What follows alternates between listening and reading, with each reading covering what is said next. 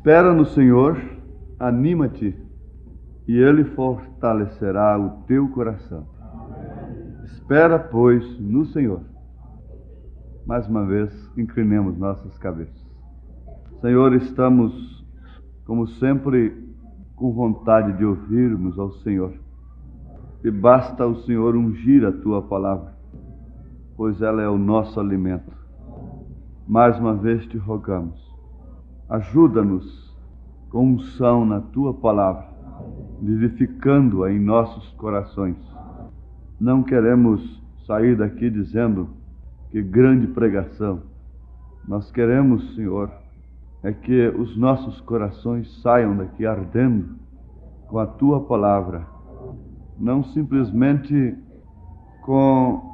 andando com Jesus como no caminho de Emaús, mas já com os nossos entendimentos abertos para compreendermos as Escrituras. Nós te rogamos pelos doentes, pelos aflitos, pelos necessitados, pelos órfãos e as viúvas, pelos presos e encarcerados, pelas pessoas por quem não podemos fazer nada, senão orarmos por elas, pelos nossos filhos, pelos nossos entes queridos, por todos os pastores, evangelistas, diáconos, toda a obra do Senhor na face da terra, todos os teus eleitos que gemem com o Espírito por aquele dia que a noiva do Senhor aguarda com ansiedade no coração. Venha, Senhor, consolar os corações, reforçar o ânimo de cada um nesta hora decisiva. Nenhum se desanime, ninguém se abata. Antes, porém, quando sua carne for mortificada, abatida, lembre-se, cada um, que é em perfeita debilidade que se manifesta a perfeita força.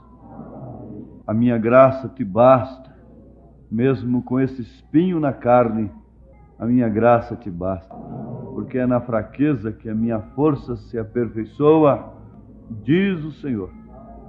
Ó Deus, que todos nesta noite, ou seja, ninguém aqui saia daqui com desejo de receber o Espírito Santo, que não tenha recebido, Senhor, pois isto é a emergência do momento, a alegria da salvação, a segurança da vida eterna, com a disposição interna de sofrer o que vier, sem se escandalizar, sem cair, sem se prostrar, sem murmurar.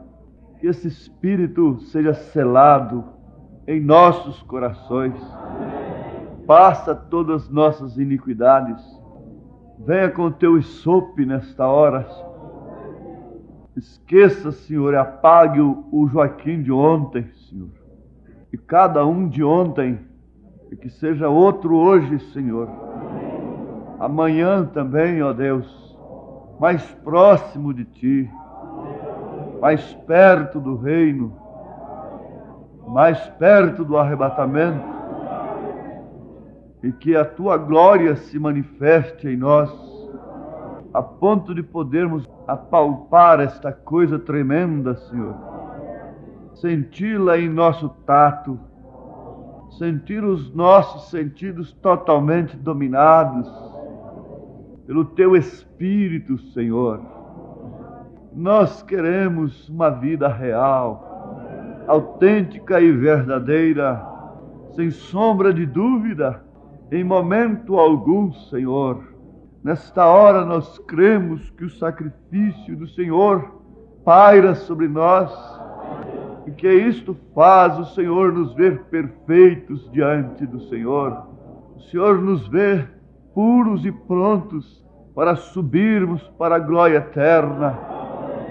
Se alguma coisa nos desajeita, nos deixa assim um tanto fora de forma, fora da fila, Senhor, que cada um entre na fila, ponha sua vida em ordem, sob desespero, Senhor, sob angústia do Espírito, ó Deus, pois isto pode acontecer amanhã, ó Deus, pode acontecer hoje ainda. Eu pressinto que algo grande está a caminho, Senhor, porque vejo que algo grande já está aqui, algo bom, que é a Tua palavra e o Teu Espírito, sobre o qual pode vir a pedra de coroa. Isso pode ser hoje mesmo, pode ser agora mesmo, pode ser amanhã, Senhor, logo de manhã. Oh, que bela manhã! Quão glorioso será amanhã!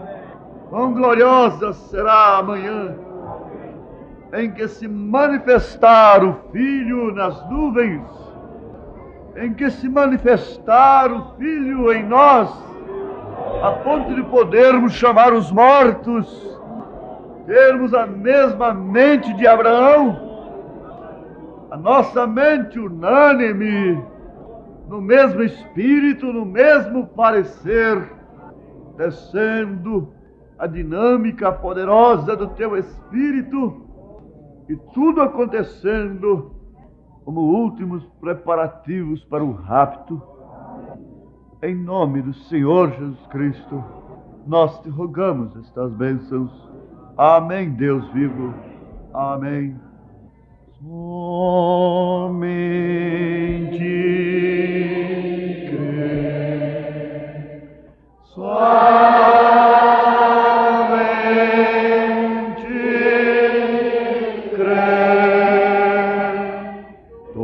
tudo é possível,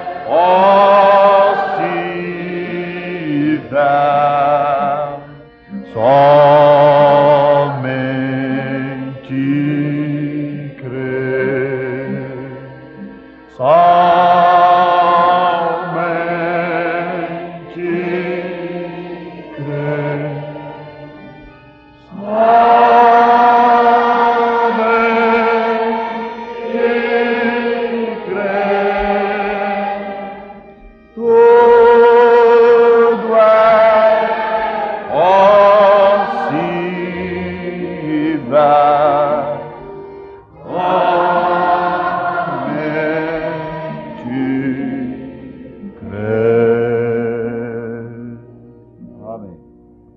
Espera no Senhor, anima-te, e Ele fortalecerá o teu coração.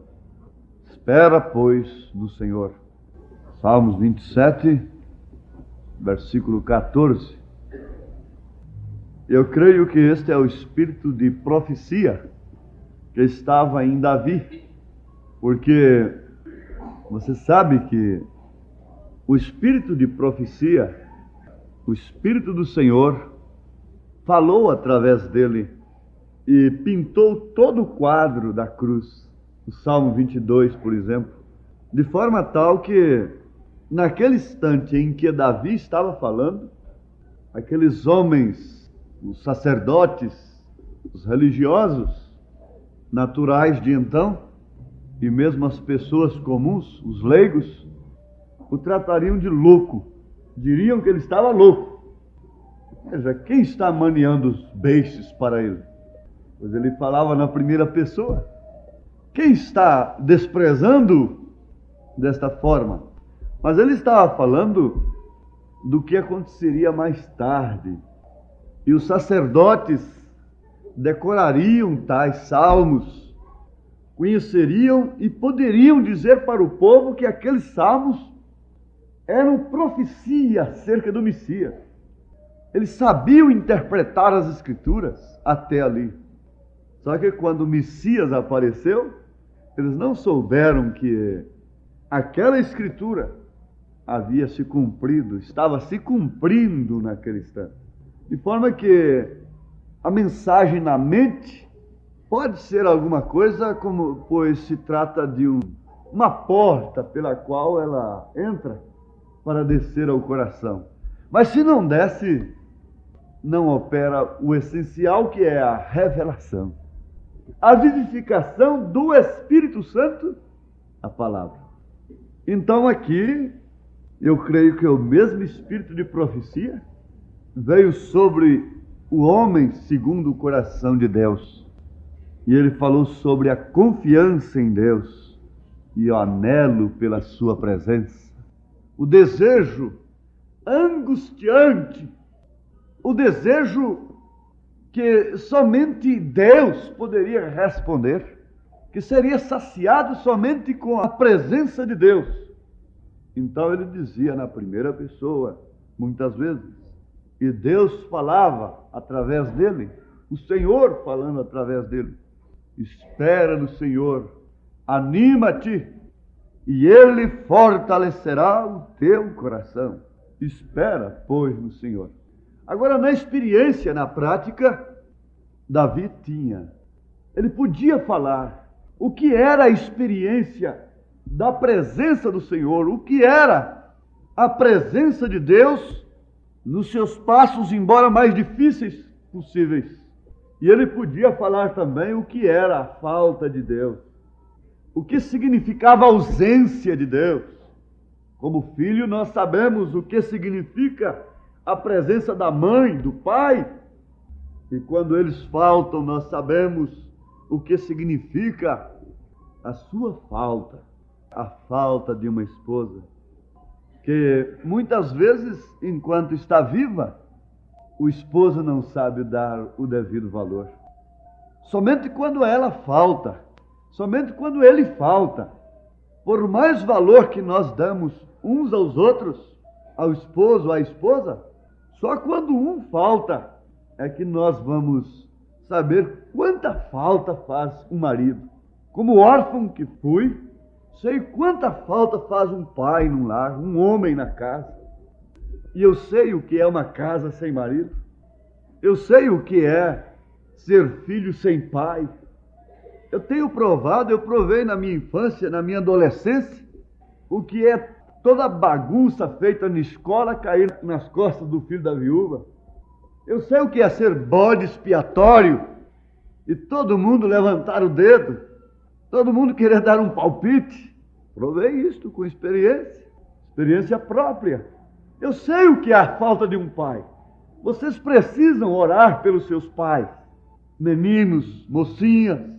Ah, mocinha, há tantas mocinhas de 15 para 16 anos que se tornam uma cruz tão pesada para suas mães que elas não sabem o quanto elas matam suas mães, diminuem os dias de vida de suas mães. Se elas faltarem, vocês saberão quanto custa uma mãe, vocês saberão quanto custa um pai. Davi tinha experiência da presença de Deus e da falta de Deus.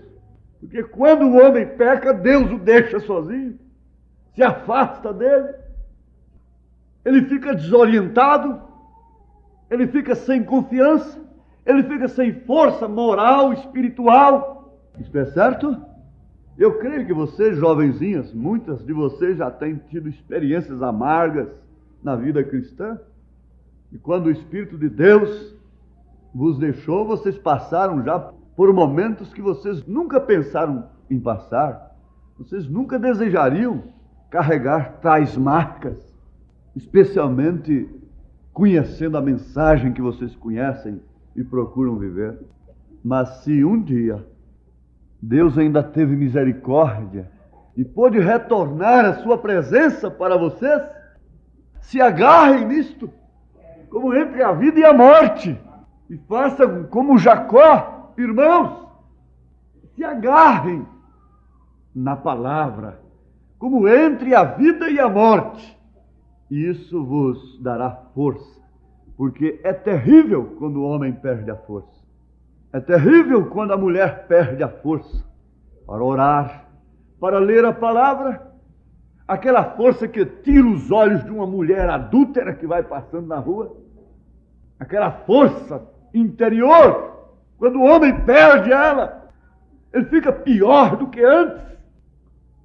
Quando a mulher perde a força, quando Sansão perdeu a sua força, o seu estado foi lamentável, foi terrível, a ponto de arrancarem seus olhos o inimigo que tantas vezes ele massacrou, pela força suprema que havia nele, pelo poder do Espírito Santo, agora podia extrair-lhe os olhos, arrancar-lhe os olhos impiedosamente. Vocês conhecem as 7 eras da igreja e sabem que isso aconteceu com a igreja. Mas agora na última era, somente mais uma vez, Senhor. Somente mais uma vez. E essa força tem descido, essas 7 tranças têm crescido. O 7º mensageiro foi enviado para que a força fosse retornada para a igreja. Espera no Senhor, anima-te, e Ele fortalecerá o teu coração. Espera, pois, no Senhor. Sim, nós devemos lembrar nesse instante da força que havia dentro de personagens da Bíblia. Cabe-nos, neste momento, muito bem, nós lembrarmos da força que havia dentro de Noé. Havia uma força sobre juízo, porque nada pode deter, reter o juízo de Deus.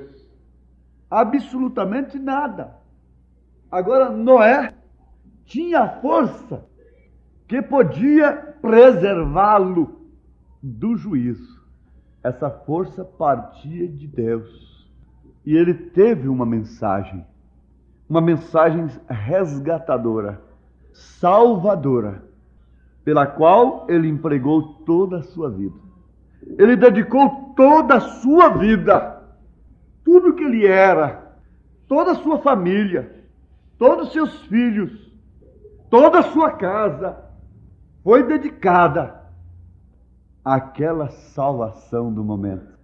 E Deus lhe falava, Deus lhe orientava.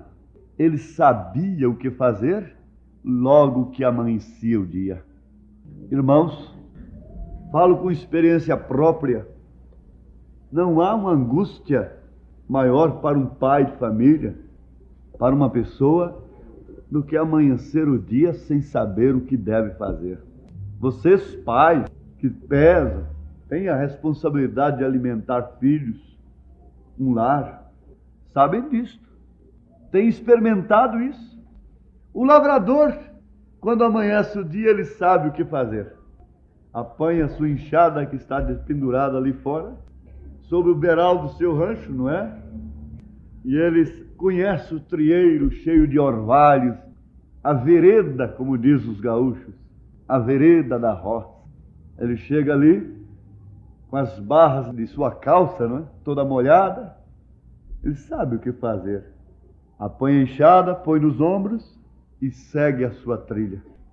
O carpinteiro apanha a sua enxó, o seu serrote, e sabe o que fazer. E assim por diante, cada um amanhece o dia, sabe o que fazer. E Noé, quando amanhecia o dia, sabia o que fazer, porquanto ele estava orientado por Deus, e a sua vida estava empregada totalmente na sua salvação, porquanto ela teria que ser uma força sobre o juízo que vinha sobre a terra. Você deve saber que há uma força em você, que está sobre o juízo, uma força de se vestir decentemente, está sobre o juízo que tem caído sobre a terra, de viver como cristão, de se portar como cristão. Agora, Noé precisou desta força para sobrepujar o juízo que pesava sobre a terra, construindo sob a orientação de Deus, fazendo soar o barulho do seu martelo e de todas as suas ferramentas todos os dias. E ali estava então sendo empregado o seu suor, a sua vida. Ele vivia para aquilo, ele vivia daquilo. Os homens não sabem, irmãos, por que empregam tanto tempo nos estudos das coisas. Eles não sabem por que empregam todas as suas vidas nos trabalhos exaustivos que sugam a vida a cada dia. Mas o cristão sabe, o Filho de Deus que está sob a orientação de Deus, sabe que cada gota de suor, que cada passo que dá, que cada esforço que faz, cada força que emprega, contribui com a sua salvação, faz progredir a sua fé, faz progredir a sua confiança, faz aumentar a sua confiança em Deus, naquele que o fortalece. Isto é certo? Amém. Vamos assim.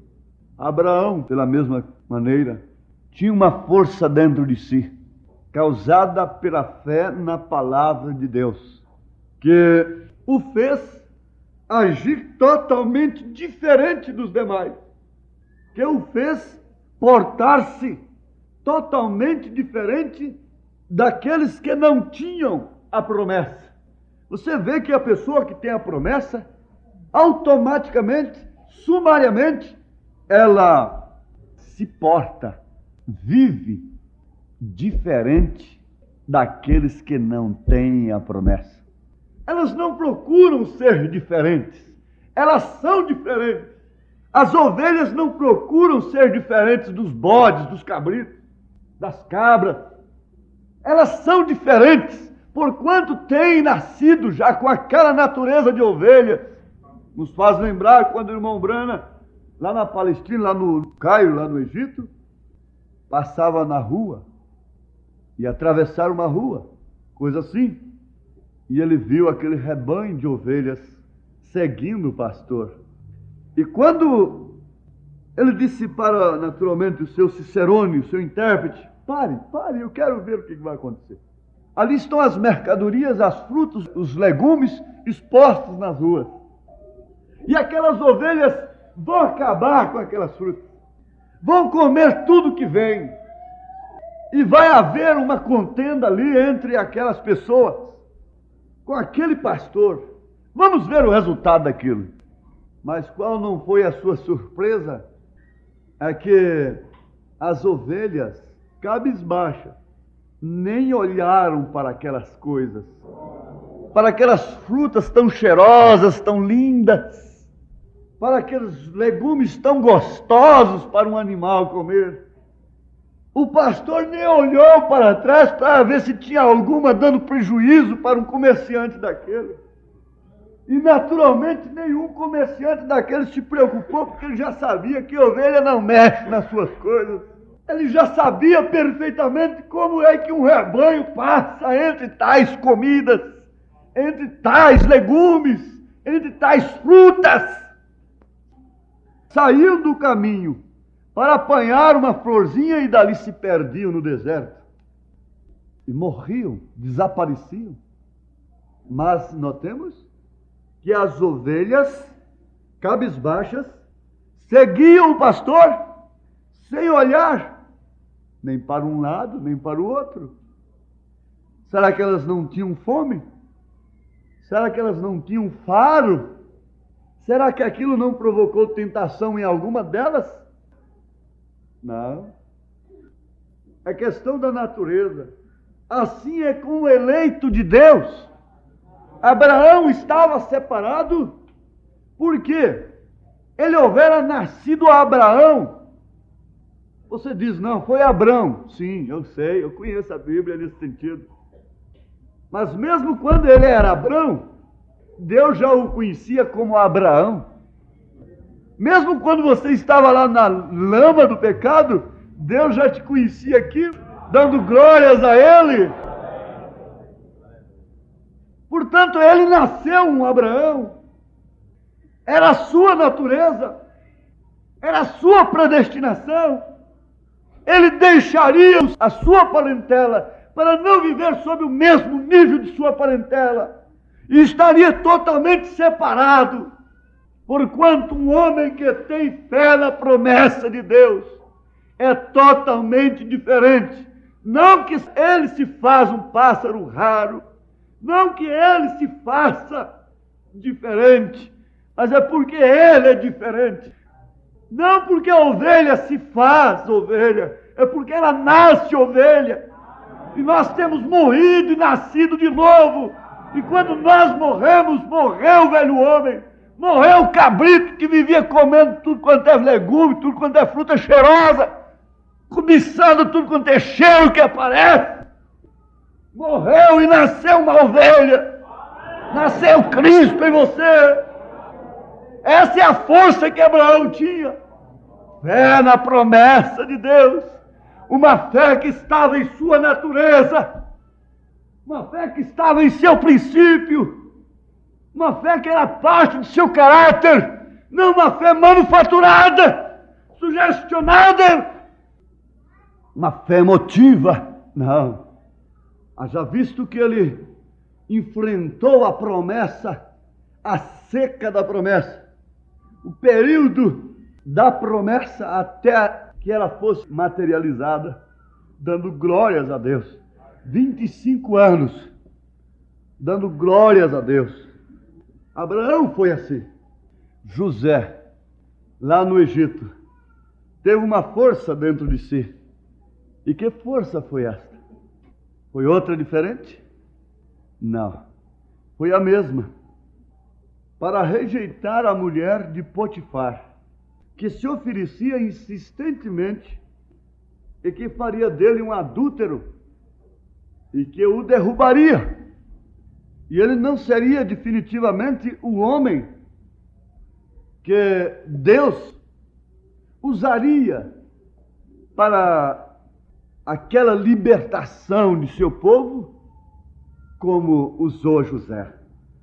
Mas acontece que José, houvera nascido José, ele era também um filho da promessa. Às vezes ele podia nem entender o que se passava com ele. Ele podia dizer: eu sou uma pessoa marcada. Os meus próprios irmãos me aborreceram. Eu não pude nem viver com minha família, com meu pai, com minha mãe, a quem eu tanto amava. Nem sei notícia deles. Meus irmãos me aborreceram sem causa. E logo aqui eu honro ao meu Deus, ao Deus de meu pai.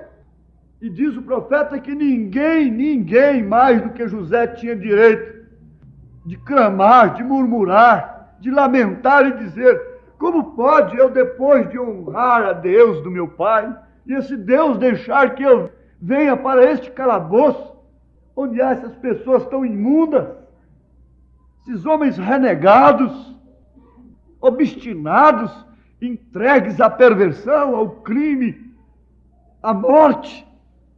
Como pode Deus me deixar, eu sendo tão fiel? Lembrando-nos de Davi, mais uma vez, no Salmo 73, ele diz que ele andou com os seus pés em lugares escorregadios, por ver o ímpio prosperar, o homem que não teme a Deus prosperando, a arrogância tomando conta com um colar em seu pescoço, e assim inchando de gordura, e tudo na mão, e tudo progredindo, e ele sendo fiel, enfrentando lutas terríveis. Ele disse: eu andei com os pés em lugares escorregadios. O que quer dizer? Eu quase murmurei, eu quase lamentei, eu quase me desviei, eu quase caí da fé. Mas ele não podia cair.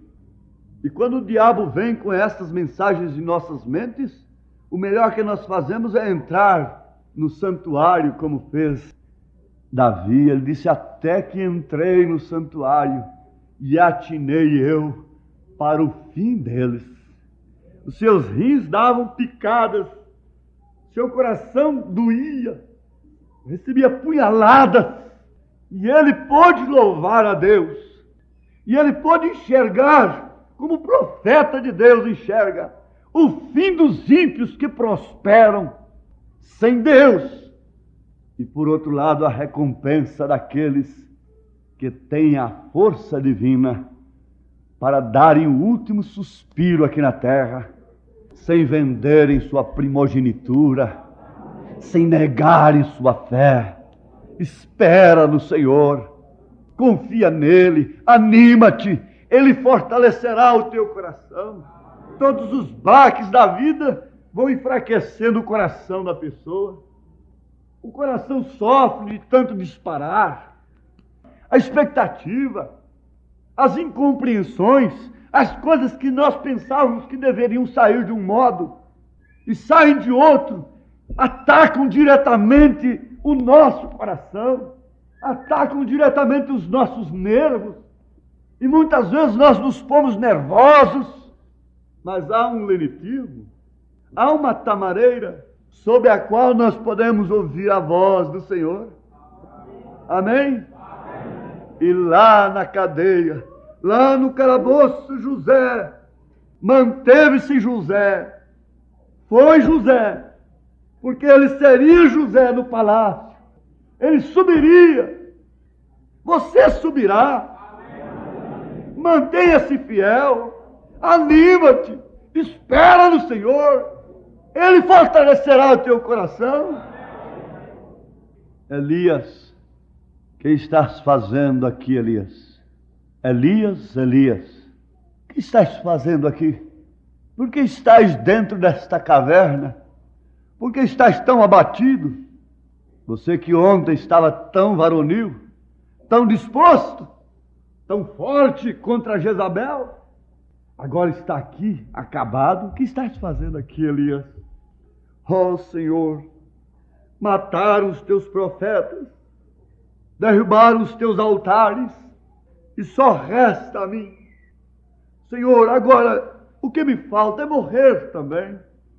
Faça com que eu morra, Senhor. O que me vale mais a vida? O que me vale mais sair em um outro dia? O que me vale mais sair nesta cidade? O que me vale mais palmilhar essas ruas? Nada me agrada nessas vitrinas, Senhor. Eu não tenho prazer nestas coisas mais. Elias, você não está sozinho. Começa por aqui, porque ainda há 7.000 que não se dobraram diante de Baal. Ainda há 7.000 que não se prostraram. Ainda há pessoas que, como você, esperam em mim, Elias, e dependem de mim, Elias. Pedro disse: irmão, quando você estiver sofrendo aflições, quando parecer que você está sozinho, que ninguém lhe entende, ele disse: lembrai-vos que pelo mundo todo há irmãos também enfrentando lutas, sofrendo. Há também no mundo todo irmãos que estão esperando como você, nesta hora, neste momento, de dizer adeus, totalmente adeus, para este mundo, para as aflições. Tudo cessará. Toda sujeição a esta dimensão está perto de acabar. Toda sujeição, todo limite que nós enfrentamos, que nós temos de suportar, respeitar nesta dimensão, está perto de ser vencido, como aqueles atletas que vão correndo, e logo ali está a faixa de chegada, a fita de chegada. Vamos, mais coragem, ânimo, porque lá está a fita. Você tem que romper a fita de chegada. Você tem andado até aqui, você tem marchado até aqui, você tem corrido até aqui. Tome um pouquinho de água, receba o alimento e prossiga. Então Deus alimentou Elias. Aleluia! Glória a Deus! Ele alimentou Elias e lhe deu força. O que você está fazendo aqui é se alimentando e recebendo força. Eu estou falando porque Deus está me dando força ainda para falar. Vamos deixar estes grandes irmãos amados do Velho Testamento. Vamos pensar um pouquinho na igreja primitiva. Nós podíamos falar sobre João Batista, nós podíamos falar sobre o próprio Jesus Cristo, mas vamos passar por tudo isto e chegarmos à igreja primitiva. A igreja primitiva, os irmãos conhecem pelo registro das Escrituras, que ela foi revestida com essa força no dia de Pentecostes. E diz o irmão Branham que eles ficaram ali retidos pela promessa até que fossem revestidos do poder do alto.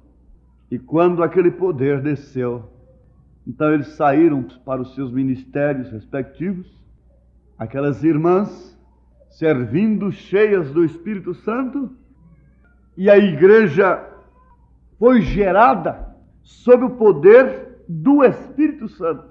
A igreja conhecia, com experiência própria, a força do Espírito Santo.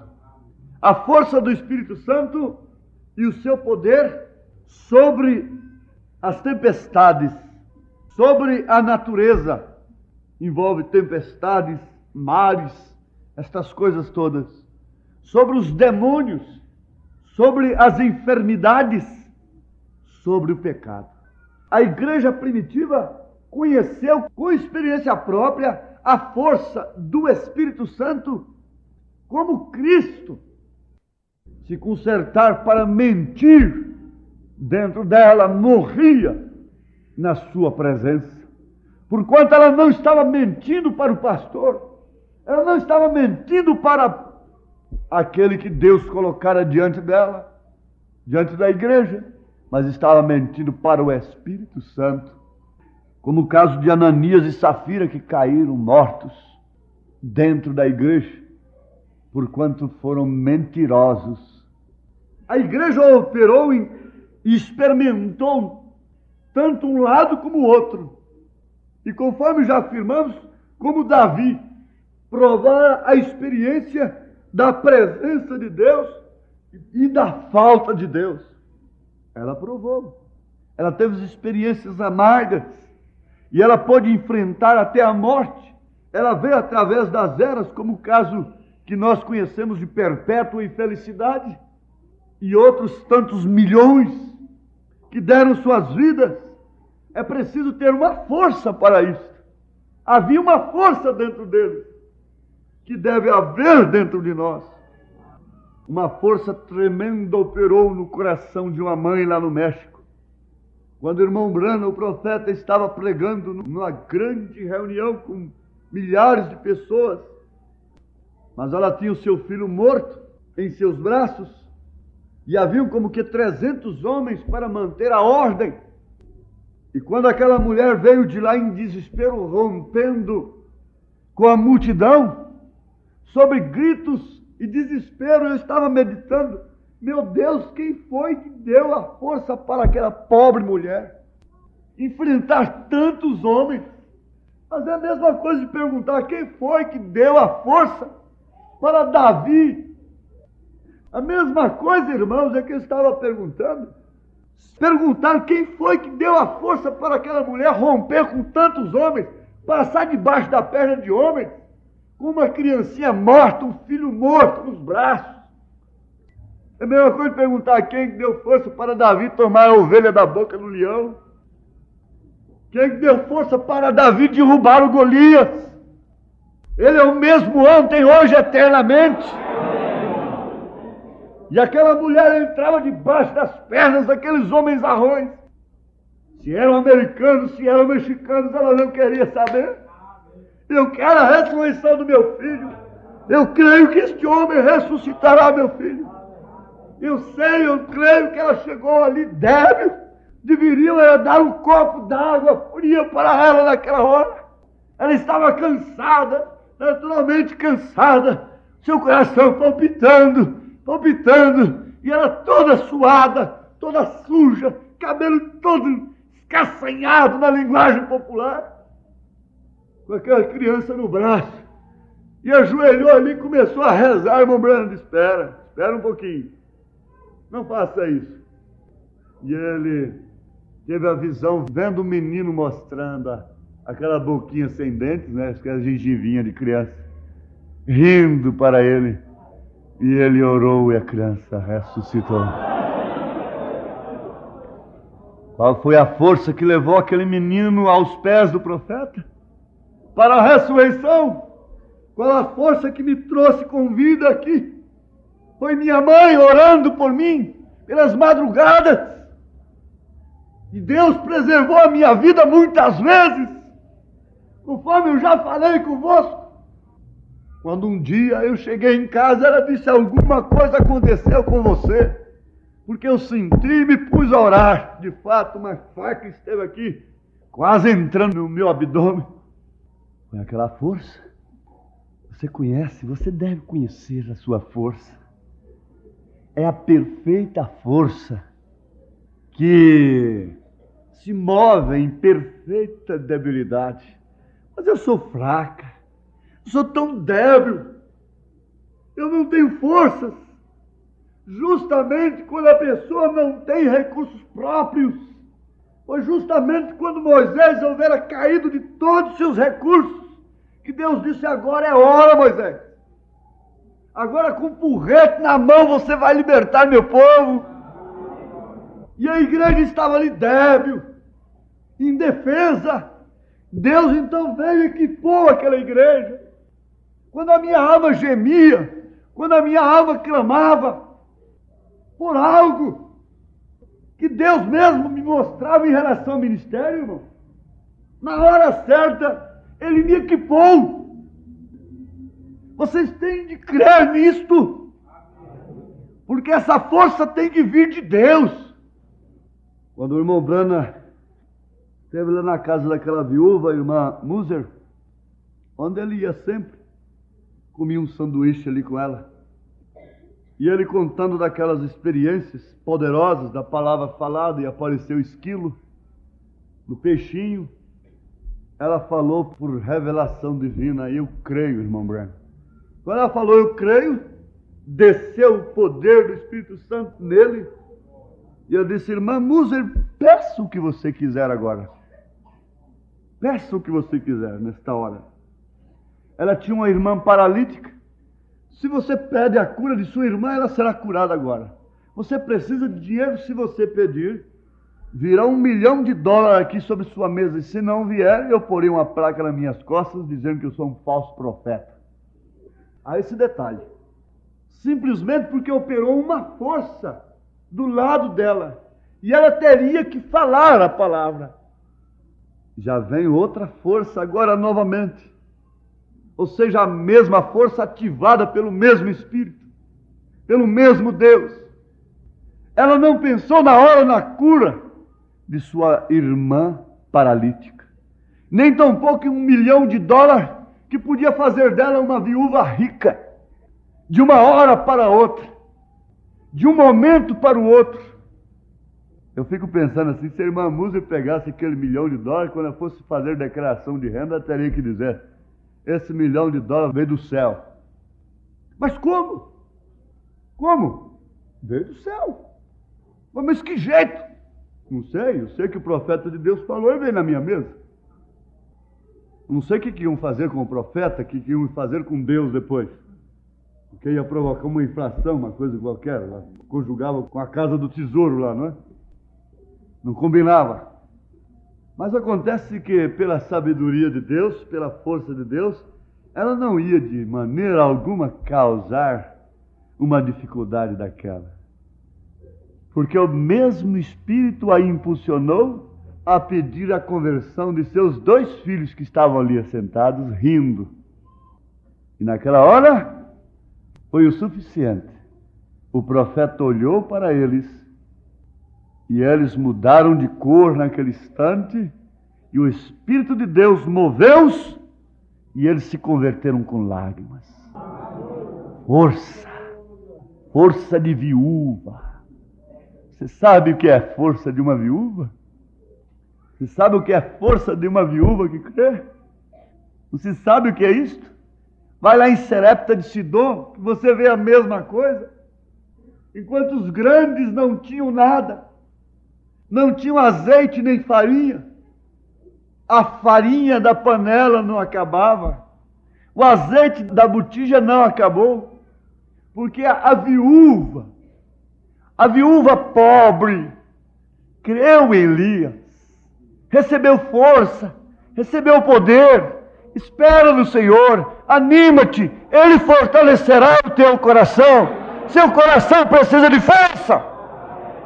Você precisa nesta noite de sair daqui certo de que está armado com a armadura de Deus. No demais, irmãos meus, fortalecei-vos no Senhor e na força de seu poder. Revesti-vos de toda a armadura de Deus, para que possais estar firmes contra as astutas ciladas do diabo. Porque não temos que lutar contra a carne e o sangue, mas sim contra os principados, contra as potestades, contra os príncipes das trevas deste século, contra as hostes espirituais da maldade nos lugares celestiais. Portanto, tomai a armadura de Deus, para que possais resistir no dia mau e, havendo feito tudo, ficar firmes. Estai, pois, firmes, tendo cingidos os vossos lombos com a verdade, e vestida a couraça da justiça, e calçados os pés na preparação do evangelho da paz, tomando sobretudo o escudo da fé, com o qual podereis apagar todos os dardos inflamados do maligno. Tomai também o capacete da salvação e a espada do Espírito, que é a palavra de Deus, orando em todo tempo, com toda a oração e súplica no Espírito, e vigiando nisto com toda a perseverança e súplica por todos os santos. O que você viu aí? Um soldado armado, calçado com seus pés o evangelho da preparação, a preparação do evangelho. Sim, a preparação do evangelho da paz. Uma couraça divina, com os lombos cingidos com a verdade. Nenhuma mentira oculta sobre os seus ombros. Nenhuma. Sobretudo, o capacete da salvação sobre sua cabeça, abrigando a sua mente, protegendo a sua cabeça das falsas doutrinas, dos ismos e de tantas outras coisas, dos maus pensamentos, dos pensamentos de derrota, dos pensamentos de frustração, dos pensamentos de enfermidades, protegendo a sua mente, lhe dando uma mente sadia. Sobretudo também um escudo da fé. O soldado tinha um escudo, e quando o inimigo mandava um dardo, ele rebatia com aquele escudo.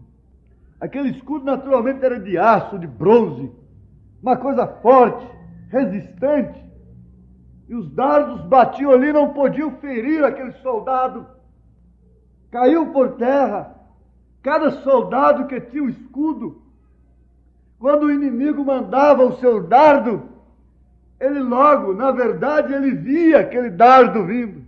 É perigoso, na verdade, mas logo ele via aquele dardo no chão e podia pisar nele e quebrá-lo. E ainda levantar os seus pedaços e mostrar: está aqui, inimigo, eu tenho um escudo que me defende. Aleluia! Glória a Deus! Não é isso que faz você? Não é isso que faz o Filho de Deus? Você tem o escudo da fé, através do qual você se defende dos dardos inflamados do maligno, porque nenhum de nós está livre dos dardos. Ele manda as coisas, ele tem seus mensageiros, ele tem suas notícias, ele tem seus espíritos para penetrarem justamente na reunião dos santos, nos lugares celestiais. Mas reforçai-vos, fortalecei-vos no Senhor e na força do seu poder. Agora, e a espada? E a espada do Espírito, que é a palavra de Deus? Como você pode ser um soldado armado com toda essa armadura de Deus e ser derrotado por um espírito de adultério? Como pode você ser um soldado revestido com toda essa armadura de Deus e ser derrotado pelo espírito da aquisição e da sedução desse século? Como pode um jovem armado com essa armadura divina, com a espada do Espírito, que está um inimigo ali montado, Satanás poderia montar e se pôr sobre um homem, sobre uma mulher, e aquele homem ali, com a couraça divina, capacete da salvação, escudo da fé, com seus lombos cingidos com a verdade, com a espada do Espírito, e derrotado, e o inimigo montado nele. Não, isso não pode acontecer. Esse não é um quadro que pode se admitir numa mente cristã. De maneira alguma. Nunca aconteceu. Você jamais será visto derrotado se você está armado com a força divina, com a armadura divina. Você pode esperar no Senhor. Você pode esperar tranquilamente. Eu vi uma vez, quando era garoto ainda, a luta de um leão com um touro. A expectativa foi enorme, eu fiquei bem perto. E lá estava aquele leão, inquieto, se jogando para lá e para cá. E lá estava o touro na arena, bem tranquilo, bem descansado. Ó Senhor, faça-me ser assim, confiar na força do Senhor. E o touro tinha dado as costas para a jaula, não estava nem se incomodando com o leão. Estava bem descansado, bem tranquilo. E o leão estava ali, desse jeito, furioso. E para lá e para cá, e se jogava para lá e para cá. E andava para lá e para cá. E com aquelas garras tremendas, abria sua bocarra, né? E quando levantaram aquela portinhola de sua jaula, ele já saiu no ar, com as suas patas dianteiras em pé, levantadas. E o touro estava com as costas viradas para ele. Sua traseira estava para aquele lado do leão. Dava a entender que o leão ia montar nele tranquilamente, se jogar no seu cupim por ali, né? Montar a cavalo no touro. Mas qual não foi a nossa surpresa? É que numa fração de segundo, o touro lhe deu a cabeça. E o leão caiu bem entre os seus chifres. E o touro ainda continuou confiado na sua força. Ah, touro! Ah, boi descansado! O leão pegou justamente num lugar muito favorável. As duas patas dianteiras assim na cara do boi, queixadas do boi, e a sua bocarra segurando ali no seu pescoço, e o boi só foi abaixando a cabeça, como que dizendo: eu não tenho força, eu não tenho resistência, eu vou me entregar, me puseram aqui para morrer, esse leão vai me matar. E parece que deu a entender para o leão que ele já podia comer aquele touro. E eu vi perfeitamente quando ele ajeitou a boca assim no pescoço do touro e deu uma apertada. Quando ele deu uma apertada, o touro o levou na parede da arena. Aí começou o serviço. E ele deu umas duas sacudidas e falou: ó! Negócio não é como estou pensando, não. Mas espera aí, agora eu peguei num lugar fatal. Descobri. Peguei no focinho do touro. Aí foi outra cena de entrega. Ele entre as pernas do touro e grudado na venta do touro. O touro foi abaixando a cabeça novamente. Foi abaixando e eu ficava só olhando na boca do leão. A minha intrigação era com a boca do leão. E de repente o leão ajeitou novamente. Eu vi quando ele dá uma ajeitada assim. Falei: é agora. E apertou o negócio. E esse touro deu uma sapateada em cima desse leão. O leão fez de novo. Ah! Se encostou ali perto da grade, da arena que eles fizeram, a grade de ferro. Coloca com a boca aberta, com a língua de fora, os meninos passando a mão nele. Ah, leão frouxo. Satanás frouxo. Mombrana ficou olhando com os binóculos, aquela águia mãe ali de cima olhando os seus filhotes, fazendo aquele avivamento pentecostal lá na relva embaixo. E ele disse: deixa que um lobo ou um outro bicho qualquer tocasse no filhote daquele. Ela o estraçalharia antes que ele chegasse ali. Deixa o diabo pegar um filho de Deus. Ele não pode pegar. O fogo não pode queimar. Quando Sadraque, Misaque e Abednego foram lançados na fornalha, eles entraram varonilmente, mas não se dobraram. E lá estava o quarto homem com eles. Lá estava a força. O Senhor é a força da minha vida, disse Davi. Diga: o Senhor é a força da minha vida. O Senhor é a força da minha vida.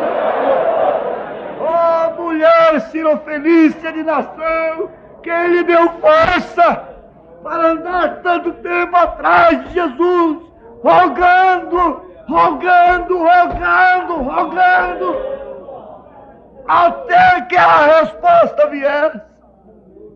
Não desanimes, não desanimes, não desanimes. Ânimo, Ele fortalecerá o teu coração. Pisa na enfermidade, pisa na frustração, pisa no medo, pisa no complexo, pisa na confusão. Não ande confusa. Não, você sabe o caminho que você está, você conhece o seu caminho, você conhece a sua escolha.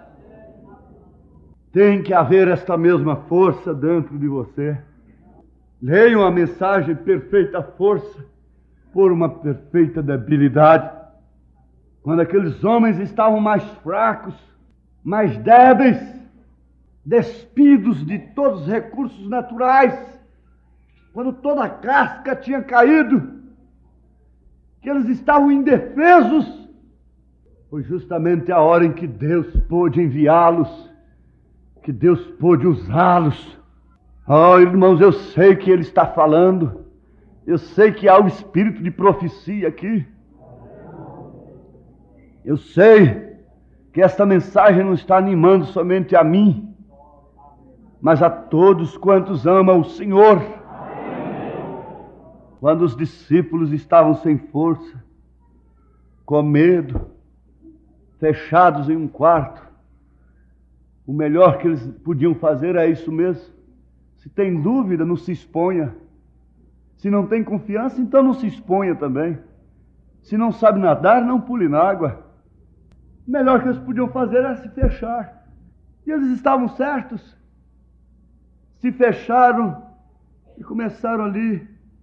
Eu não sei como eles enxergavam a mão e andavam para lá e para cá. Irmãos, o entendimento deles ainda não havia sido aberto. Deixa eu explicar isso melhor. Quando Jesus Cristo se manifestou a eles, São Lucas 24, versículo 36 em diante, e falando eles estas coisas, o mesmo Jesus se apresentou no meio deles e disse-lhes: paz seja convosco. E eles, espantados e atemorizados, pensavam que viam algum espírito. Os discípulos criam nisto. E ele lhes disse: por que estáis perturbados? Por que estáis perturbados? Por que estáis perturbadas? E por que sobem tais pensamentos em vossos corações? Veja que a reunião deles era uma reunião de pessoas perturbadas. Subiam vários pensamentos em seus corações. Se subiam é porque vinham de baixo, não vinham de cima. Então, por que estáis perturbados? Uma reunião de pessoas perturbadas, um grupo de perturbados. O que pode acontecer se Jesus não aparecer no meio deles? Uma casa de perturbados, um coração perturbado, sem confiança, que não sabe esperar nas promessas. Porque estáis perturbados, e porque sobe tais pensamentos aos vossos corações, pensamentos que vinham de baixo. Vede as minhas mãos e os meus pés, que sou eu mesmo, as mãos cravadas, aos sinais dos cravos novamente. Apalpai-me e vede, pois o espírito não tem carne, nem ossos, como vedes que eu tenho. E dizendo isto, mostrou-lhes as mãos e os pés, e eles viram os sinais dos cravos.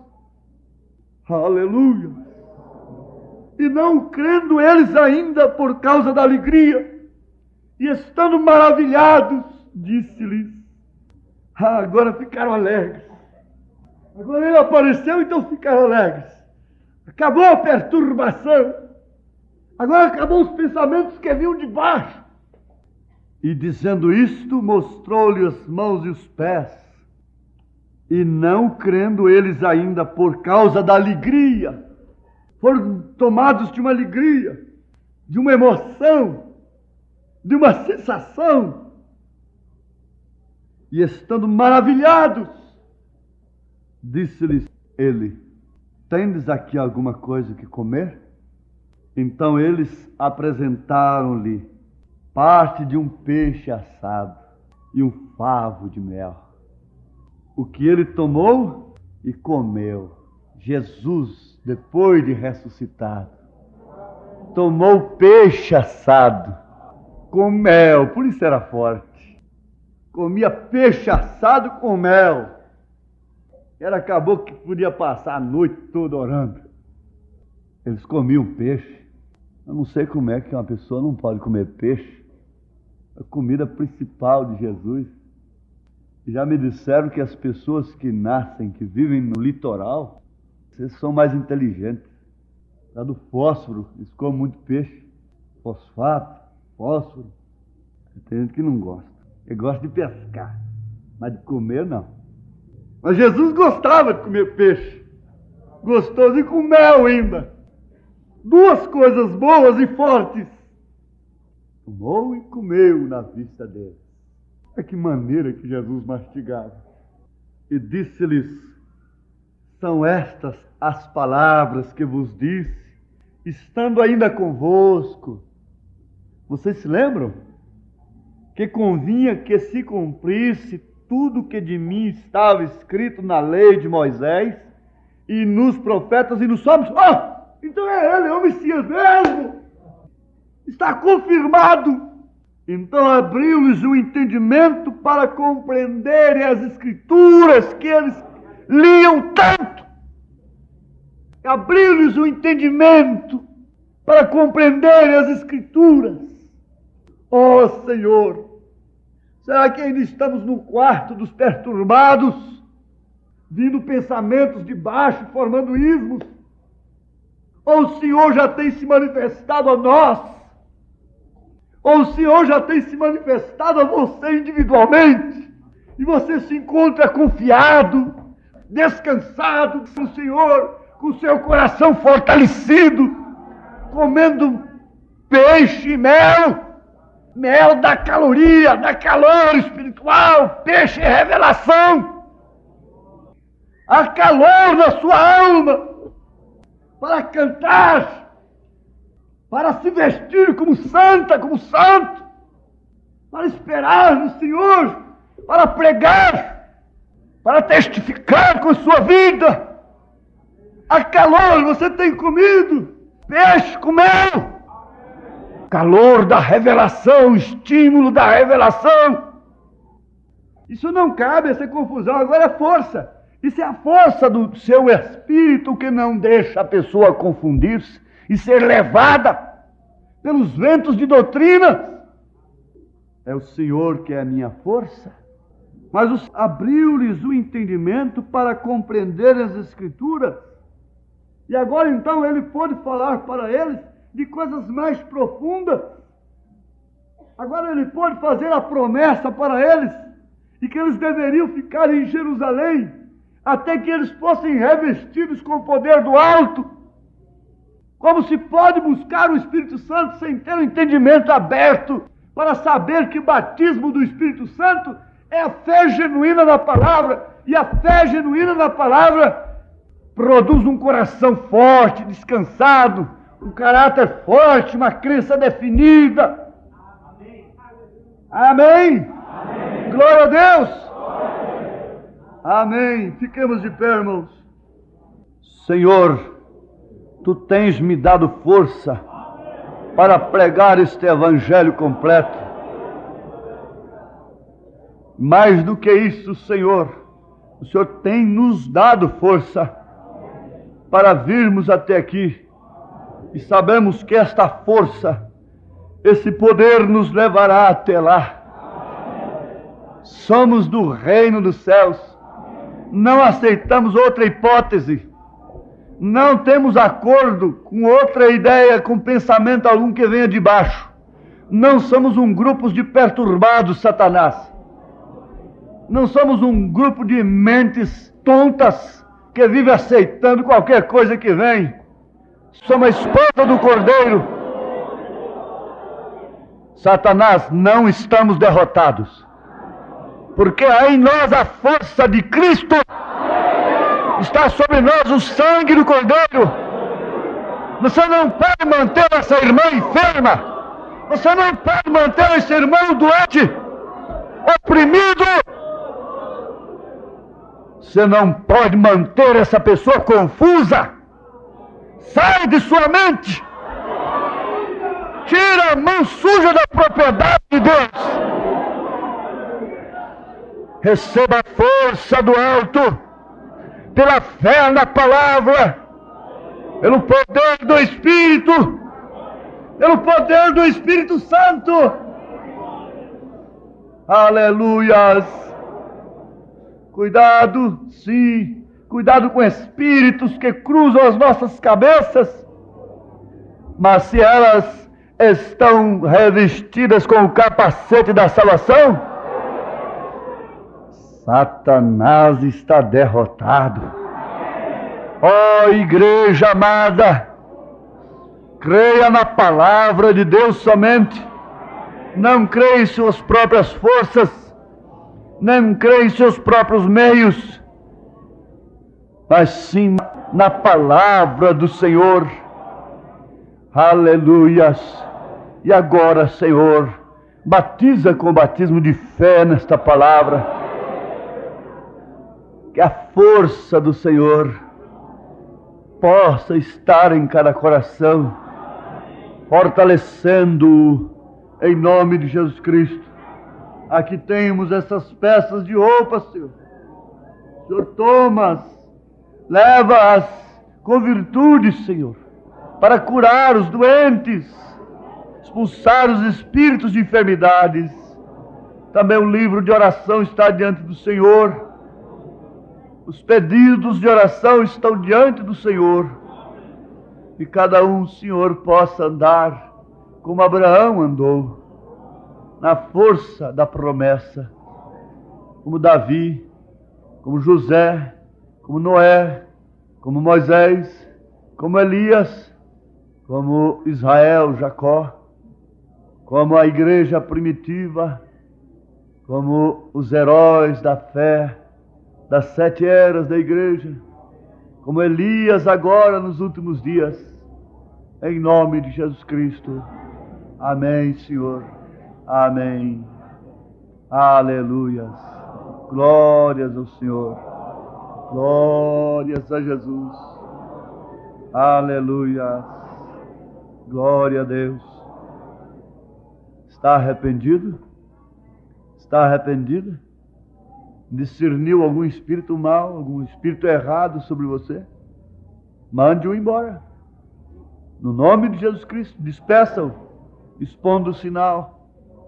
Está arrependido de seus pecados?